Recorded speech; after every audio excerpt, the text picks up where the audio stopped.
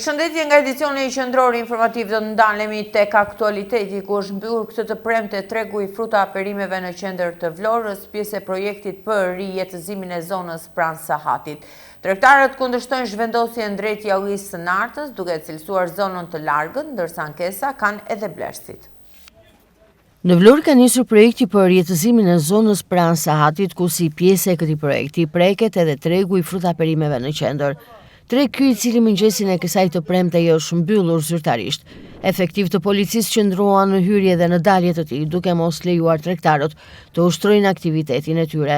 Ndërsa në treg nuk po lejohen, po ashtu as Blerës të hyjnë, pasi tregtarët do të zhvendosen prej andej. Ndërsa siç është folur, tregtarët do të zhvendosen në zonën e Jallisë së Nartës.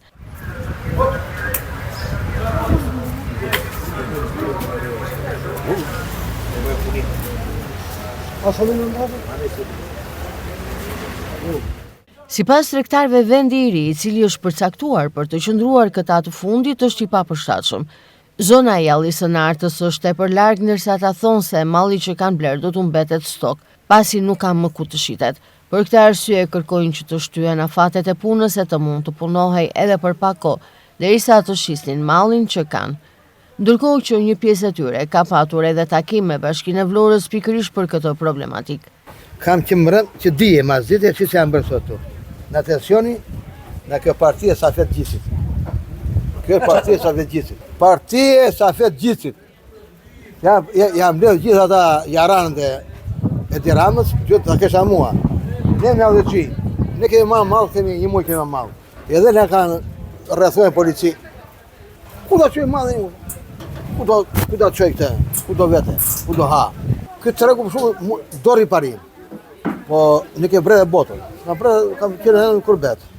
Ati punën mas ditë e natën. Do punën dhe traktari dhe ustaj. Ka nevoj. Po ato bërë mas ditë e bërë natën. Nuk në dhe mëruar djetit pare, o shrok financat, ne kemi blerë madhë, ne kemi po hejtë për parë lek pare. Jemi në altë madhë, këtu në altë, ka nevoj ka, po. Ka bërë një jakë, këtu najmë panak, këtu najmë bules, hajtë duam ne. Ne nuk duam vila, po duam një nësojnë ati para, ku nësojnë hajtë pari. Tu shkemi e ne. Jam 70 vjetë pensionistë, vinë halë, nuk vinë amalë. E mbyll tregu. Mi bërë si kanali Ormuzit. Polica atje, policë këtje. Ku do shqe, të nga thuaj. Ata të drogës i lënë, neve të domatës në lënë. Qarë të thotë për shumë lënë, a? Jo, fare, nuk lejohet asnjë që të vi të psonisi këtu në treg. Nuk e di qa do bëhet, po ne jemi familjar, duam të ushkemi, kemi halë, këtu e kemi kishe dhe xhami, këtu e kemi shpresat tona. Ku do ta çoj? Ku do ta çoj? Po mendohemi, s'dim qa të bëjmë se qirat janë shumë të shtrenjta. Nuk mundemi të marrim dyqan me qira. Se di. Neve të dyqaneve si ku na kanë dhënë një shpresë që po prap nuk besoj unë. Se shikoj që s'po lejohet njeri për të blerë. Nuk e besoj, na kanë dhënë një shpresë që dyqanet nuk do preken. Se di vlla. Fare s'po lejojnë njeria. Me zimonon furnizimin, nuk binte dot ai që na sjell furnizimin, nuk e lejonin. As ai që sjell furnizimin nuk lejoj të futet. Ankesa kanë po ashtu edhe Blerësit, të cilët thonë se me largimin e këtij tregu nuk do të ketë më asnjë vend se ku mund të blejnë produktet e tyre të freskëta. Blerësit janë përballur edhe me policinë bashkiake, e cila nuk i lejoi të futeshin në treg, ndërkohë që kundërshtuan edhe efektivët e policisë. Po dalë takojmë i se nuk planerë. Ja takoj e vlanë. Mos të takoj e vlanë. Ja të takoj vlanë këtu. Kështu në thonë është mbyllur. Ku të dim neve? Shteti e djetë punë se ku të vemi ne. Smere dhe shme. Dim gje. Këta e ti, shefat. Kujdu në ndërtohet në e para. Këtë gjemë në do marë. Do e të bleja aty qërës aty druja. Se kuptoj do të një taber, nuk vini do të këtë. Vini taber, vini një gjë, nga i mronin televizion, ka televizion vloha. Nuk do blija, nuk do blija. Shumë i kjo më që mbyll, se aty ishe pistur në vetë. Mbyllur është kjo, përdej sa nuk le njerës që ju në bërna i mbyllur. Mbyllur. Njerëzit duhet televizin, ku të qarkullohej të mbejt. Ja, unë jam blerës, unë duhet mbejt. S'më lema. Hyra me të keq, kjo është. Rregullimi e ka nevojë, nuk thot njeri. Po gjej kohën, gjej momentin. Ai thotë këtyre esnin atë në Jalli, si në Osë Qolës, ku do dhe njësë. Ndërkohë po diskutohet që një pjesë e tregtarëve të fruta perimeve të zhvendosen tek tregu i Çoles. Për shkak të përkeqësimit të motit gjatë orëve të fundit, autoritetet detare kanë vendosur ndalimin e lundrimit për mjetet e vogla lundruese dhe ato të peshkimit gjatë kësaj të premteje. Sipas parashikimeve për mirësimin e situatës hidrometeorologjike, pritet pas orës 22 e mbrëmjes së sotme. Pezulluar lundrimi detar në Vlorë, Kapteneria e Portit të Vlorës në njoftim të saj zyrtar ka bërë me dije se pezullimi do të jetë deri në orën 22 të datës 8 maj, duke nisur nga mëngjesi i sotëm. Pezullimi i lundrimit vjen edhe për shkak të kushteve hidrometeorologjike të përkeqësuara kryesisht në det të hapur. Forca e erës arrin nga 15 deri në 20 metra për sekond, ndërsa dallgët arrin nga 1.5 deri në 2.5 metra, duke bërë të pamundur lundrimin e mjeteve të vogla dhe atyre të peshkimit, ndërkohë që tragedi linjës Vlorë-Brindisi do të vijojë të operojë normalisht. Sipas Kaptenerisë së Portit të Vlorës është kërkuar bashkëpunimi të gjitha institucioneve për të parandaluar çdo lloj problematike që mund të krijohet për shkak të kushteve të vështira hidrometeorologjike në qytetin e Vlorës gjatë kësaj të premte. Kështu, moti në vend ka pësuar një përkeqësim të ndjeshëm gjatë orëve të fundit për shkak të kushteve të motit në gjirin e Vlorës dhe në det të hapur. Autoritetet detare kanë vendosur ndalimin e lundrimit për mjetet e vogla lundruese dhe ato të peshkimit gjatë kësaj të premteje.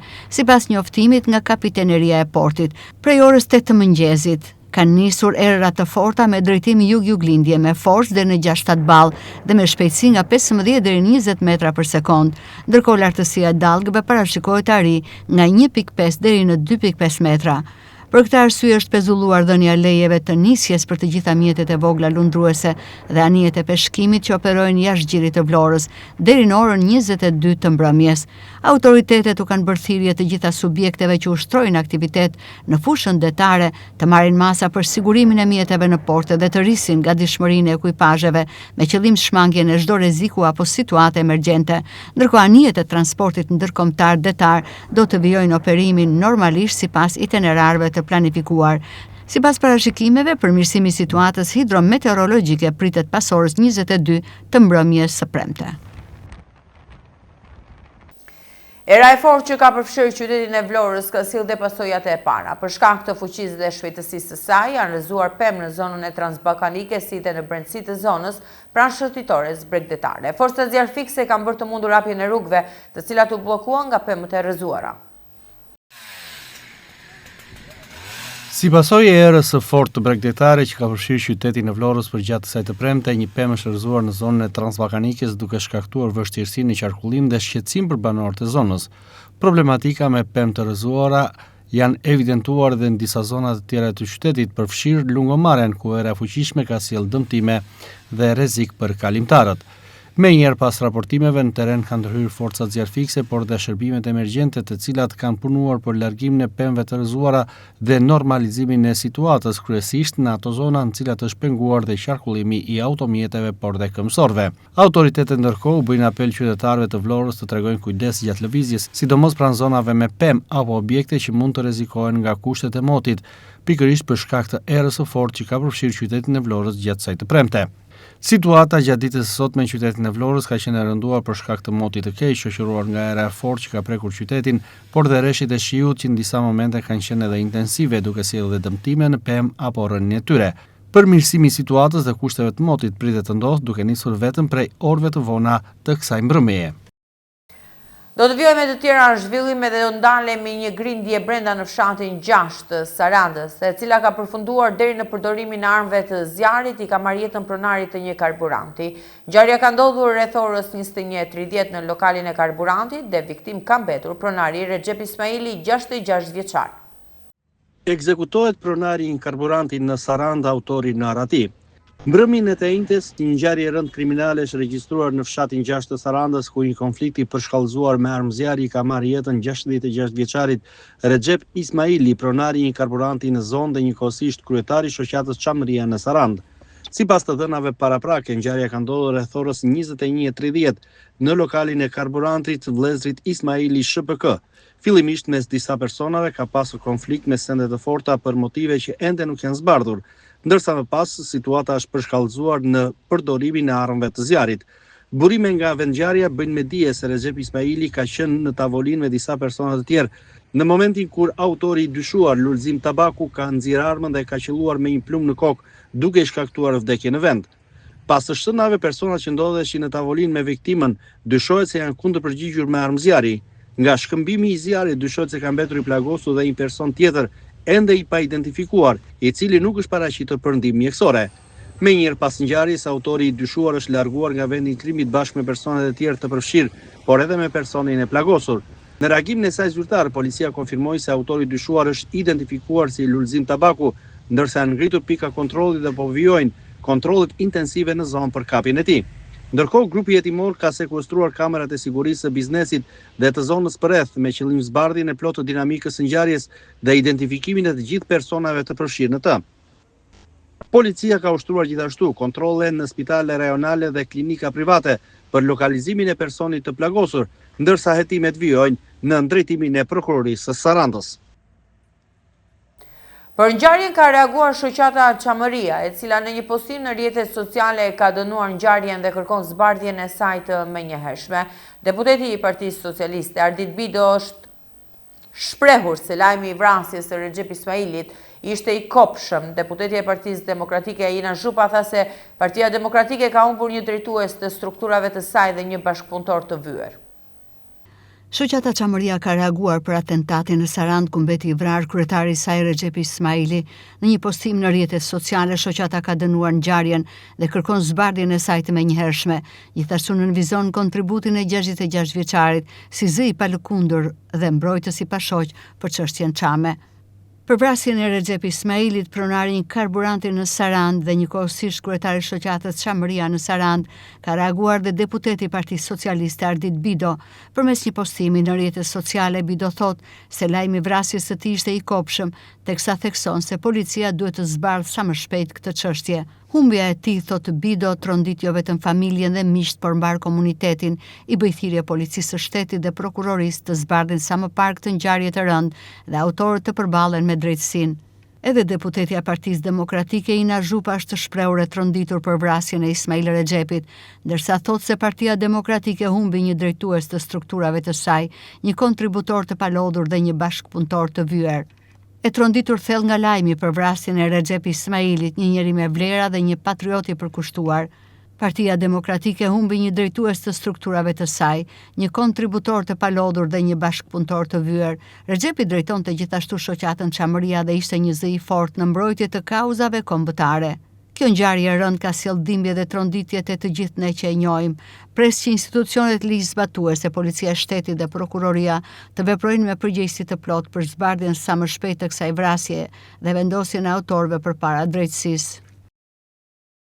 Do ndalemi tek ekonomia, pra me të tjera zhvillime ku edhe sezoni turistik që pritet, baret dhe restorantet plus hoteleria në jug të vendit, po përballen me mungesë të fuqisë punëtore duke ofruar paga për punojësit sezonal në pozicione si sanitare dhe pjatalarse deri në 1.200 euro në muaj.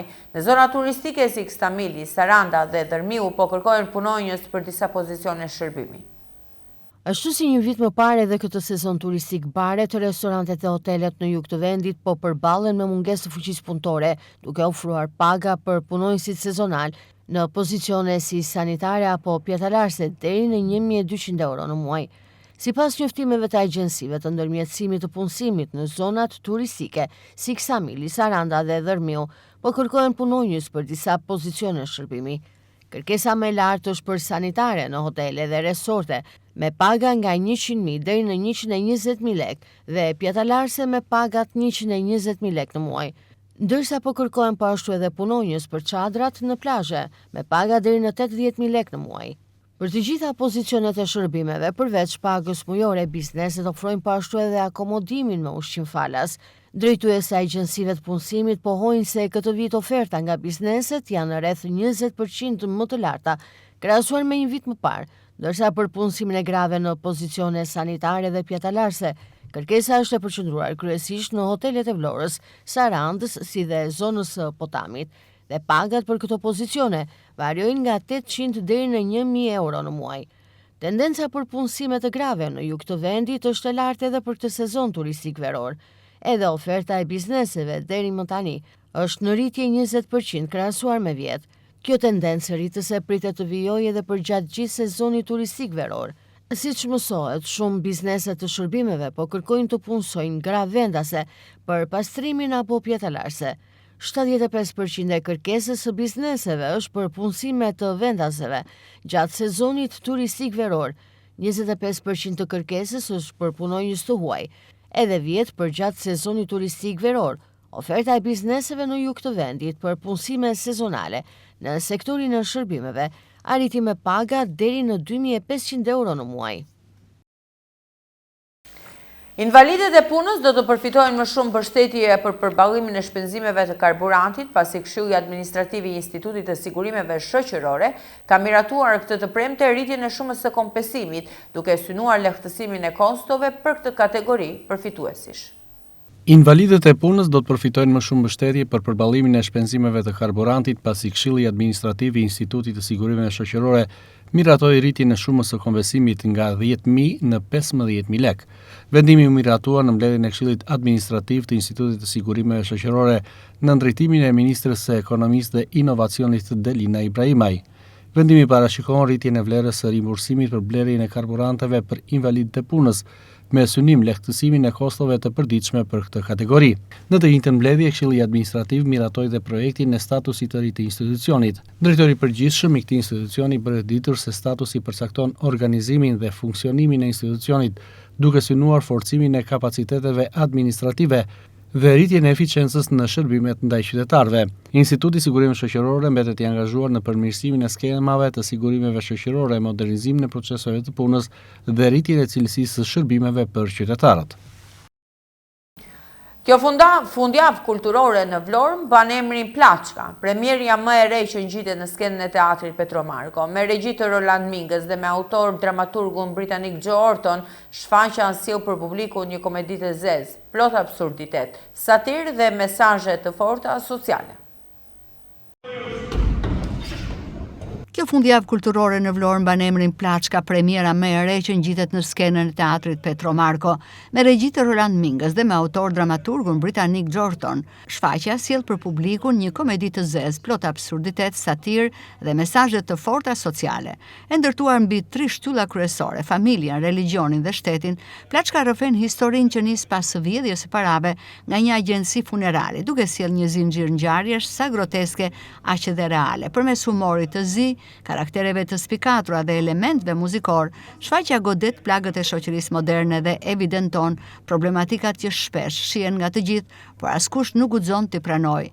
Shfaqja është ndjekur me interes dhe duar trokitur shpesh nga publiku i shumt në sallë, ndërsa për regjisorin Roland Minga, Plaçka është një reflektim i kohës ku jetojmë, një përpjekje për të ndërgjegjësuar publikun për plagët morale dhe sociale që nuk shërohen duke u fshehur, por duke u përballur me to. Ishte kolaudimi i parë i shfaqjes dhe më vjen mirë që u përcolla i mesazhin të cilin ne e dëshironim, që ka të bëjë me familjen, ka të bëjë me religionin, ka të bëjë edhe me shtetin. Dhe në ky mesazh, duke qenë se është një thikë mpret, për sa kohë ajo është një komedi e zezë, e mbështetur mbi satirën dhe në momentet caktuara edhe mbi groteskun, të vjen e përcjell tek spektatori me klasë, me shije, nëpërmjet karaktereve të shumë, nëpërmjet gjetjeve të mizanskenave dhe skenografisë, elementeve muzikor. Në këtë drejtim them që besoj që spektatori e ka marrë mesazhin që jetojmë në një shoqëri shumë problematike, dhe që mbase plagët nuk i shërojmë dot, por të paktën të kemi mundësi t'i evidentojmë dhe t'i bëjmë njerëzit të ndërgjegjshëm për këto gjëra. Ishin aktorët të rinj dhe të vjetër. Kjo është kënaqësia më e madhe. Në fund teatri ka plakun, ka dashnorin, ka heroinën, ka heroin, ka të riun, dhe unë pata fatin e madh që punova me dy të rinj, të cilët tashmë ata janë bërë pjesë të teatrit Petro Marko dhe të jep një kënaqësi të rinovon në një farë mënyrë, të jep frymëzim për të eksperimentuar. Dhe në këtë drejtim unë jam ndier komod. Për mua nuk ka aktor të rinj dhe të vjetër në fakt, si koncept. Për mua ka aktor dhe të cilët kryejnë detyrat që ka dhe realizojnë personazhet të cilët kanë marrë përsipër. Në këtë premier marrin pjesë aktorë të njohur të teatrit mes tyre Artan Islami dhe Margen Caushi, si dhe aktorët e rinj Lori Sinanaj dhe Igli Fusha, të cilët e konsiderojnë pjesëmarrje në teatrin Petro Marko një eksperiencë të veçantë artistike dhe njerëzore. Spektatori ne na kupton sepse ne flasim shqip rreth parë. Edhe situata që ne kemi krijuar edhe publiku që ishte shumë i ngrohtë me ne, edhe gjitha të qeshura, gjitha zava hiqu në sallë, ne ndihemi shumë mirë, patjetër, edhe jemi shumë të lumtur që shfaqja ka shkuar shumë mirë, të gjithë kolegët e mi, regjizori, skenografia, edhe ju lumturot e di. Unë kam filmet e mia ka nisur që në vitin 2015 si një aktore amatore, le të themi ashtu është. Dhe më pas në vitin 2019, në 2020 kam filluar Universitetin e Arteve dhe në aktrim dhe kam mbyllur në vitin 2025 ku diplomova dhe në ciklin bachelor dhe master. Dhe sot jam pjesë e teatrit Petro Marko në trupën e aktorëve profesionist. Ishte e vështirë? Unë dua të them, ky nuk është deputimi i parë, unë kam diku tek 5 projekte në kohët e fundit që jam pjesë e kastit të trupës të aktorëve të teatrit Petro Marko. Shfaqja ishte shumë specifike, është komplet, çdo lloj gjëje është ndryshe nga çfarë unë kam interpretuar dhe çfarë unë kam pasur mundësinë personazheve që kam interpretuar kohët e fundit. Ishte shfaqje specifike, besoj se edhe publiku e ka kuptuar. Uroj që mesazhi të jetë të ketë qenë i qartë edhe publiku ta ketë marrë. Unë u ndjeva mirë, sigurisht me shumë emocione, sepse pesha ishte shumë e madhe, ishte një personazh shumë sfidues. Edhe uroj që publiku ta ketë pëlqyer. Po ishte një personazh shumë sfidues, them drejtën. Ishte personazhi sfidues, ishte autori sfidues, ishte teatri sfidues, është publiku sfidues tonë. Ishte çdo gjë ishte sfiduese, por shpresoj t'ja kemi dalë me punë. Shpresoj t'ja kemi dalë. Duhet të vi spektatori vlonjat dhe ty shoh. Duhet vi sepse është një shfaqje që flet për gjithë, flet për shkatrimin e familjes, flet për shkatrimin e besimit, flet për shkatrimin e shumë gjërave dhe mendoj që sot në Shqipëri po ndodhi realisht kjo gjë dhe do dëshiroja që të vini ta shikoni shfaqjen për të parë diçka ndryshe, kupton, është një vepër ndryshe, është një komedi e zezë, është një absurde dhe mendoj që ja kemi arritur dhe mendoj që edhe siç u prit shfaqja sot pam që pati një arritje nga të gjithë ne. Dhe ka shumë karaktere të bukura.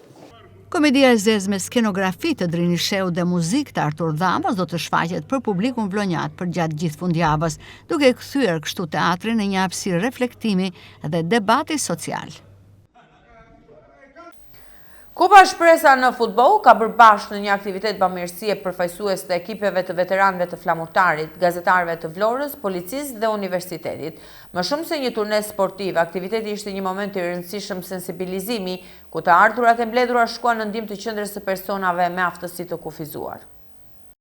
Kupa Shpresa në futboll u zhvillua në Vlorë si një aktivitet bamirësie mes përfaqësuesve të ekipeve të veteranëve të flamurtarit, gazetarëve të Vlorës, policisë dhe universitetit Ismail Qemali. Ky aktivitet u mendua jo vetëm si një turne sportiv, por edhe si një moment i rëndësishëm sensibilizimi ku të ardhurat e grumbulluara shkuan në ndihmë të qendrës së personave me aftësi të kufizuar. Një aktivitet i bukur që bëri bashkë 4 ekipe në një turne futbolli me qëllim sensibilizimin dhe mbështetjen e kësaj qendre. Në total u zhvilluan 4 ndeshje, ndërsa kupa u fitua nga ekipi veteranëve të flamurtarit. Në përfundim të aktivitetit, ish lojtari i mirënjohur i flamurtarit dhe kombëtares shqiptare Vasil Ruci falenderoi gjithë ata që u bën pjesë e këtij organizimi. Nga ana tjetër, përfaqësuesit e qendrës së personave me aftësi të kufizuar vlerësuan kontributin dhe sensibilizimin e dhënë për të ardhur në ndihmë të kësaj qendre. Është që të gjitha shpenzimet që do të mblidhen do të jenë për zonjat këtu dhe për shtëpinë të smunove. Ne jemi përfaqësues nga qendra e zhvillimit për fëmijë me aftësi të kufizuar. Kjo kupë kishte një emër shumë të veçantë, ishte Kupa Shpresa për fëmijët me nevojë. Dhe do i dorëzohet fituesit. Por ne themi se fituesi jeni të gjithë ju, të cilët keni bërë të mundur këtë aktivitet. Aktiviteti solli përballje sportive mes 4 skuadrave, ndërsa organizatorët shpresojnë që nisma të tilla të zhvillohen edhe më shpesh në vijim. Klubi I Shumë Sportësh Flamurtari është pahur fituesi i Kupës së 31 të Republikës në Taekwondo. Në këtë kompeticion morën pjesë 11 ekipe nga e gjithë Shqipëria, ndërsa Flamurtari u përfaqësua nga 23 sportistë të moshës 4 deri në 34 vjeç, ku 9 prej tyre u shpallën kampion. Klubi I Shumë Sportësh Flamurtari është shpallur fituesi I Kupës së 31 të Republikës në Taekwondo. Përparim Kambera I thotë se ekipi Flamurtarit ja doli me sukses të fitoj Kupën e Republikës fal 9 kampionëve, vajza dhe djem nga mosha 4 deri në 34 vjeç, të cilët fituan titullin kampion në këtë kompeticion. Sipas Kamberajt, në këtë kompeticion morën pjesë 11 ekipe nga e gjithë Shqipëria, me 135 sportistë të moshave të ndryshme. Në pallën e sportit të Flamurtarit, Kupa e 31 e Republikës, ishin 11 ekipe pjesëmarrëse, 135 sportistë në ring, edhe ekipi jonë doli vend të parë në këtë aktivitet. Janë disa sportistë që kanë fituar titull kampion, kemi 23 sportistë garues nga ekipi I Flamurtarit, nga të cilit u doja të teksoja një fakt interesant, pasi Vlora tashmë është edhe një qytet që mirëpret shumë të huaj nga komësitë të ndryshme. Kemi edhe 6 sportistë Ukrainas që janë stërvitur në ekipin tonë dhe janë rritur këtu bashkë me ne, nuk kanë ardhur të përgatitur. Edhe ata ishin pjesë e ekipit të Flamurtarit që garuan në logon e Flamurtarit. Ishte një sportist nga Belgjika gjithashtu. Edhe interesantja, sportisti më I vogël I ekipit, Mark Salienko, ka vetëm 4 vjeç. Ishte më I vogli që garoi për ekipin ton, për logon ton, edhe më I madhi I ekipit 34 vjeç ishte jati I tij, Anton Salienko. Kjo ishte diçka interesant që doja të teksoja. Kishte edhe shumë prani vajzash në ekipin ton që morën pjesë, kishim një ekip të kompletuar prej të gjitha moshave. Kategoria 4-5 vjeç, 6-7 vjeç, 8-9, 10-11 vjeç, 12-14 vjeç, 15-17 vjeç, 18-34 vjeç, dhe të gjitha këto kategorinë e patëm kampion të kategorive, si në te vajzat, ashtu dhe te djemët. Trajneri I Taekwondos shpreh tepër I lumtur për fitimin e Kupës së Republikës, teksa e veçanta e ekipit të Flamurtarit është edhe pjesëmarrja e ekipit të sportistëve të huaja me komsi ukrainase dhe belge. Është kënaqësi, domethënë të dyja faktet edhe kur humbet edhe kur fiton kanë atë vlerën e tyre. Kur humbet motivohesh për të stërvitur sepse të duhet përmirësohesh, kurse kur fiton është kënaqësi e madhe, pasi ai zgjimi në mëngjes me mendimin që je kampion është krenari. Është diçka e mirë dhe është një konfirmim I faktit që Taekwondo është një sport që të jep mundësinë të marrësh benefitet e fitnessit, benefitet e atletikës, benefitet e gjitha sporteve, si nga ana e shëndetshme, të kesh dhe kënaqësinë të praktikosh një sport ndeshës pa u dëmtuar. Me thënë është vetja Taekwondos kjo. Një mesazh pse duhet zgjidhin Taekwondo, sepse të jep të gjitha benefitet, si të forcon në karakter, në mendësi, ti mund të ndeshesh edhe mund të rrezikosh më pak të vrihesh duke bërë Taekwondo, sesa duke shëtitur në lungomare. Në Kupën e 31 të Republikës në Taekwondo, Flamurtari u përfaqësua nga 23 sportistë të moshave nga 4 deri në 34 vjeç, ku nga këta 9 dolën kampion, duke renditur ekipin mlonjat në krye të 11 ekipeve pjesëmarrëse në këtë kompeticion. Faleminderit që na ndiqni, ju përshëndes, mirupafshim.